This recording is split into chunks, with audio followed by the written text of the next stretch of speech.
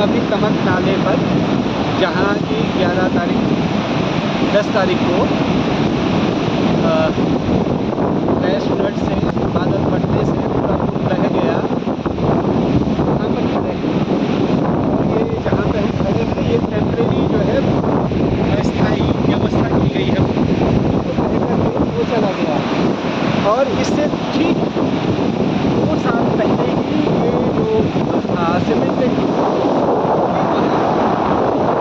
उससे 1 साल पहले भी यहाँ पर इसी तरह की घटना हुई।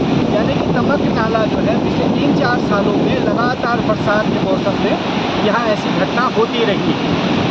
और सामान्य दिनों में तमक में जो ये नाला है इसमें इतना ही पानी रहता है, बहुत कम पानी। लेकिन मौसमी बदलाव के कारण जो है अचानक जो अतिवृष्टि जैसी घटनाएं हो रही हैं, बादल फटने की घटनाएं, वो ऐसी जगहों पर जब होती हैं तो वो जो है एक बड़ी तबाही का कारण बनता है। जहाँ हम खड़े हैं ये उच्च हिमालयी क्षेत्र है। उच्च हिमालयी क्षेत्रों में पहले इस तरह की बारिश नहीं होती थी जो अब होने लगी, और इस तरह की बारिशें जो है अब इस तरह का तबाही ला रही है। 2 साल पहले भी जब यहाँ पुल बहा तो पुल के बहने से जो है ये पूरा मलबा पुल का नदी में चला गया, धौली गंगा में, और ये नाला जा कर के धौली गंगा में मिलता है। और तब जो है धौली गंगा में झील जैसी बन गई। और अभी भी जो मलबा पूरा गया है तो हम देख रहे हैं कि सामने धौली गंगा में झील बनने की स्थिति बन गई है। पूरा जो है नाले ने और इसके मलबे ने पूरे नदी के मार्ग को रोक लिया है, संकरा हो गया है। अभी बहुत संकरित स्थान से जो है धौली गंगा बह रही है। और ये मलबा अगर 1-2 दिन की बारिश में और आगे जाता है और बढ़ता है तो भविष्य के लिए खतरा बनेगा, धौली गंगा में झील बन जाएगी। और हम जानते हैं कि उत्तराखंड में झीलों के बनने से और उनके फटने से बाढ़ आने के पुराना इतिहास है। 1970 की बाढ़ हो और उससे पहले 1894 की बाढ़ हो, वो जो है ऐसी ही नदियों में झील बनने से आई हुई बाढ़ है। यहाँ भी जो है ये वाली स्थिति बनेगी। बरसात अभी क्योंकि अभी शुरू हुई है और अगस्त का पूरा महीना है, और अब तो बरसात सितंबर के महीने में, अक्टूबर के महीने में भी बारिश हो रही है। यानी बारिश का जो स्पैन है, वो जो समय है वो लंबा खींच रहा है, सितंबर अक्टूबर तक बारिश हो रही है। ऐसी स्थिति में जब ये मलबा बह कर के नदी में जाएगा, जो इतना मलबा जो है परसों की बारिश के बाद यहाँ आ गया है, तो ये पूरे जो है धौली गंगा को और उसके पूरे बहाव को रोक देगा। इसलिए प्रशासन को अभी चाहिए कि वो धौली गंगा में जो झील बनने की स्थिति है उसको भी ध्यान में रखने की ज़रूरत है कि ऐसी स्थिति न बने।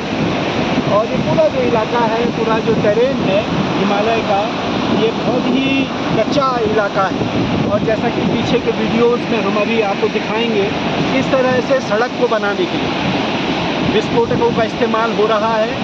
और भयंकर विस्फोटकों से पूरी घाटी हिली, और वो जब पूरी चट्टानें हिली हुई हैं तो जरा सी बारिश में भी बहुत सारा मलबा इसमें बह करके आ जाता है। और क्योंकि ये सड़क जो है स्ट्रेटेजिक पॉइंट ऑफ व्यू से, सामरिक दृष्टि से ये सड़क महत्वपूर्ण है, क्योंकि चीन और तिब्बत का जो बॉर्डर है, हमारा सीमा है, उस तक ये सड़क जाती है।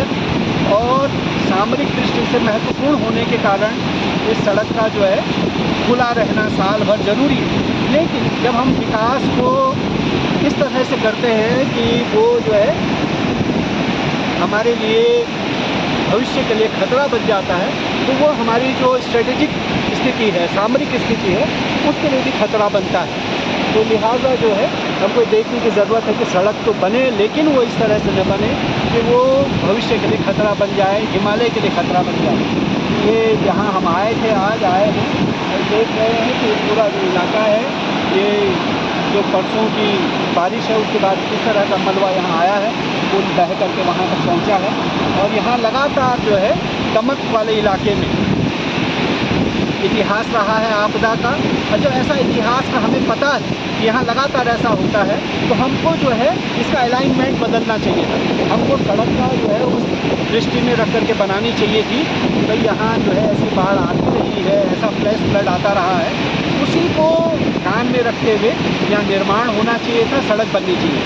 लेकिन हम ये सब देखते नहीं हैं और उसके यहाँ के ज्योग्राफी को, जियोलॉजी को, यहाँ के भूगोल को, मौसम को बगैर देखे हुए जब हम विकास करते हैं तो इस तरह की घटनाएँ जो है